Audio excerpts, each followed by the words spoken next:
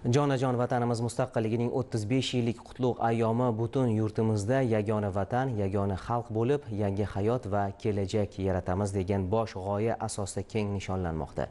Prezidentimiz Shavkat Mirziyoyev Istiqlol bayrami arafasida yangi O'zbekistonning yuksalishiga fidokorona mehnati bilan salmoqli hissa qo'shib kelayotgan bir guruh yurtdoshlarimizni davlat mukofotlari bilan taqdirlash to'g'risidagi tarixiy farmonlarni imzoladi.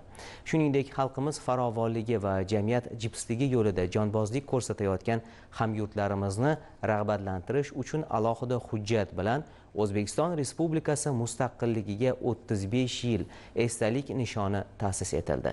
Bu yuksak e'tirof davlatimizdagi inson qadrini ulug'lash siyosatining amaliy isbotidir.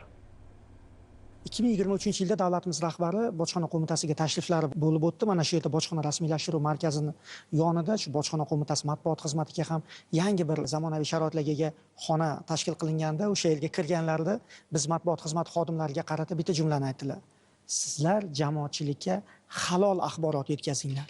Va mana shu bizni bugungi kunda bosh g'oyamizga aylandi. Bugun sohada amalga oshirilayotgan islohotlarni, bojxonachini xizmatini xalqqa, jamoatchilikka yaqindan yetkazish uchun ta'sirchan usullarda, kreativ tarzda yetkazish uchun olib borgan shu harakatlarimiz yuqori baholanib, mana kecha prezidentimiz farmonlari bilan bojxona qo'mitasini matbuot xizmati xodimi, matbuot xizmati rahbari sifatida mana shu shuhrat medaliga sazovor bo'lganligimdan bugun juda ham xursandman va o'ylaymanki, bugun mendan baxtli odam yo'q. Haqiqatan ham bugun olib borilayotgan islohotlarni, sohadagi har bitta o'zgarishlarni, natijalarni davlatimiz rahbari tomonidan olib borilayotgan o'sha inson qadri uchun tamoyili ostidagi hamma o'sha ijobiy o'zgarishlarni, bunyodkorlik ishlarini agar xalqimizga batafsil yaqindan yetkazib bormas ekanmiz, davlatda axborot siyosatini yuritishda o'zimizni bor kuch-g'ayratimizni safarbar etmas ekanmiz, u holda bu axborot maydonida yot g'oyalar egallashi aniq. Shu uchun shu yo'lda kecha kunduz yana ham xizmat qilamiz va bugun o'sha berilgan mukofot bizga yangicha kuch-g'ayrat bag'ishlaydi, ya'ni